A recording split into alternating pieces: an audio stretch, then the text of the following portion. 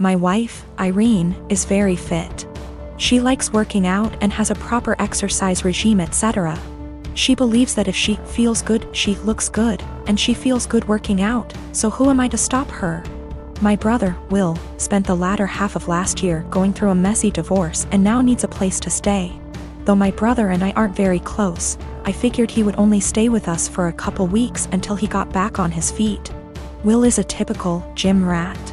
He's always on a very strict diet, always working out and bragging about his gains. I've worked out with him a few times and he's a little obnoxious. He's always mad at you if you don't work at his pace and is always trying to correct your form. He's a pretty fit and muscular guy, but I don't like to exercise with him. Will has been pushing Irene to work out with him because, according to him, she won't be able to keep up with him.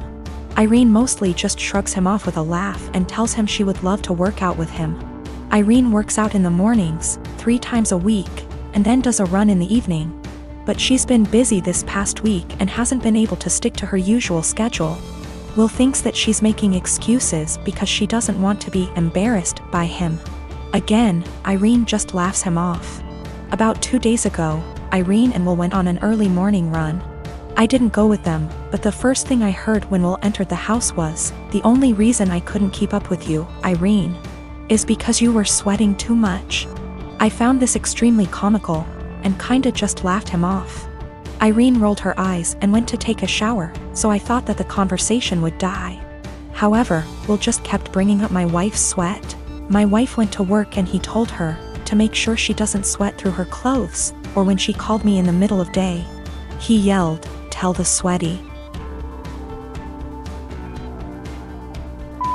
I said hi. Of course, the comment aggravated me and I told him to knock it off and stop acting like a child. I thought that was the end of it, but he just kept going. By the end of the day, I was tired of his comments, but Irene seemed rather unfazed by them. When she served him food, he made a comment about her sweating into the food. At this point, I was at my wit's end and I told him to stop acting like a slow, referring to his running pace, loser, and eat his food. Will, of course, got angry, and said the only reason he was going slower than usual was because he was distracted by my wife's unhygienic sweat. Irene looked a bit offended by this, and I told Will that I would kick him out if he made another comment like that. He's been super pissed ever since. I jokingly told this story to a mutual friend and they agreed with Will. Maybe I shouldn't be so harsh. I didn't expect this amount of responses.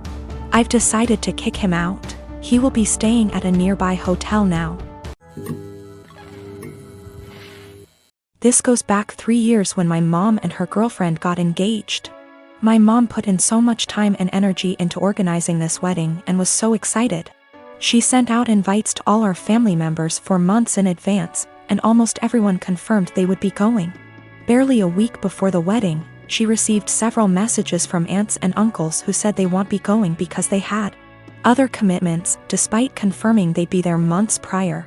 One of my aunts, my grandma's sister, confronted my mom and said many weren't going because they still didn't agree with the fact that she was marrying a woman, including herself, because it went against her Christian views. Meanwhile, my hardcore Christian grandma was more than happy to walk my mom down the aisle. This upset my mom, but she tried not to let it ruin her wedding. I, however, was furious. Only my grandma, my mom's sister, a few cousins, and another aunt attended the wedding, while my stepmom's entire family came. What really pissed me off was that 2 weeks later, my cousin who lives in a totally different state celebrated her sweet 16, and everyone who made excuses about not going to my mom's wedding made the journey all the way over there and posted pictures all over Facebook. It really broke my mom's heart and just felt like salt in the wound. I swore then that when I got married, everyone who did not show up to my mom's wedding would not be invited to mine. Fast forward to now, me and my girlfriend of 2 years got married first week of March and I kept my word. The only ones we invited to our wedding was the family that did go to my mom's, and one other aunt who did have a good reason for not being there at the time because she was recovering from surgery. I wanted to clarify that I am in fact a guy. We even invited my stepmom's family too. Obviously, my other family members found out and expressed their hurt over not being invited. I called them all out and said if they had a problem with my mom for being who she is, then they had a problem with me, and I wouldn't let toxic people be a part of a special day for me and my wife. My wife stood behind my decision, as did my mom. That still doesn't seem to stop them from thinking it was a move and are turning it into a whole family drama because they think it was unfair to punish them for simply believing in something different. Wow, thank you so much for all the love and support, everyone.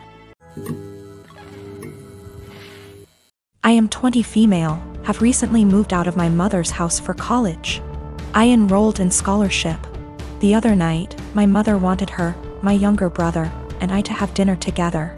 It's been a while since we've spoken, and I'm afraid this might happen again. We were having a nice night, the dinner was delicious, and honestly, we were all having a good time. Eventually, we got onto the topic of how things were when I was younger. I made the comment on how her behavior when I was younger made me feel like I missed out on a lot of things as a child. She disagrees, and tells me that I'm being dramatic, and that my childhood was perfect. Quote, I was lucky to have a mom who cared as much as she did. My mother gave birth to me when she was 18. My father walked out when I was young, due to a personal conflict between the two. So, she raised me on her own until I was 7. She met a guy, and they ended up having a kid together, my younger brother. He was a golden child to my mom. His father was only a temporary item, as he left as well, soon after. Although the father of my brother was still visible in his life, I didn't have anyone to look up to as a father figure. Eventually, my mom went through a phase of depression after they separated. She started to care less and less about her children, and more about her parties and men she wanted to sleep with. It ended up getting so bad that by the time I was 10, I was a full-time caretaker of my younger brother. With the exceptions of the weekends he was with his father. I started to cook, clean, do everyone's laundry, and take care of everything outside of the boundaries of my home. From ages 13 to 15 I began missing out and losing good friends because I wasn't able to participate in any activity related to anyone else. I didn't get a car or a phone until I was 18, and even then I wasn't allowed to leave my house. I graduated senior year with flying colors and ended up getting a scholarship to a really good college. I took this opportunity not only to focus on myself, but to also help my mother realize that I was not going to be around forever. When she found out I got the scholarship, she threw a fit and told me I wasn't allowed to leave my responsibilities here at home. I left a week after the conversation. I did make sure that my younger brother was safe with his second guardian at the time. My mother and I talked on some occasions but never really kept contact. We got together, and you know the story. She told me I am an asshole for saying that she never really took care of me or my younger brother. I told her that eventually, she will need to get help and stop victimizing herself. But I'm starting to feel guilty, and that maybe I was dramatic after all. I've officially decided that I no longer need my mother in my life at this point in time. I'm now going to only focus on myself, and working towards a successful career in law. Of course, my mom won't take it well, but it won't really matter to her in the long run. Her children never really mattered to her. I'm going to stay in contact with my younger brother, though. I'm going to make sure that he doesn't possibly go through the same amount of trauma I did. I am a 43 years old female, have been with my partner, he's 50, for 6 years now. We have been living together for 5 of them. We are not married and we do not plan to marry in the future. I have a son, he's 19, that is currently a high school senior. My partner has a daughter, she's 21, who is going to college. When I met my partner I was a widow of 3 years. I am lucky enough to have a very lucrative business and some family money. Also, my late husband left a substantial estate, including the house we live in. The house is a family home, so it passed to my son as the only heir. My partner also makes good money and the difference in our lifestyles was pretty much negligible. But while I and my late husband made sure to not spoil our son, he was responsible for keeping his room clean. Even though we have a housekeeper, he had chores during the weekends. We taught him how to cook, his allowance is reasonable, he has to save for expensive purchases like a car, a PS5, etc. My current partner and his ex-wife spoil their daughter rotten. Due to an incident when we first moved in together, she demanded my son's bedroom since it was the second biggest. Got rejected since it was his home and she only spends the weekend. And after some family therapy we agreed that she will be treated like a guest by me. She will have to follow the house rules and that at the extent of our relationship. Now while she is spoiled she is a good girl, academically excellent. Except for the aforementioned incident very respectful and just a pleasant young woman. The problem is that I did not know the extent to which my partner spent money on her. He pays some money as rent that I put into my son's college fund and we split the common bills in half. Everything else is our own responsibility so we don't know much about each other's finances. Now my son is planning to do a tour of East Asia during the summer and I was happy to give him the money to do so. As a gift for getting into a very prestigious college. When my stepdaughter heard about it she asked her dad to pay for a tour of Europe, since he didn't send her on one after she got into college. He agreed because he never says no. But he came to me asking me to lend him close to $30,000 because he can't afford the trip on his own. I am not even giving that much to my son and his plane tickets are more expensive. I refused. I said that since this wasn't an emergency he can save and send her on the trip after she graduates college.